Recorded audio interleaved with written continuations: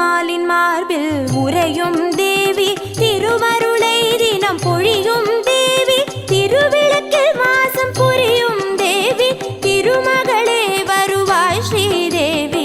பாக்கியம் தரும் லக்ஷ்மி பாரம்மா, கண் பாரம்மா. பாக்யம் தரும் லக்ஷ்மி பாரம்மா.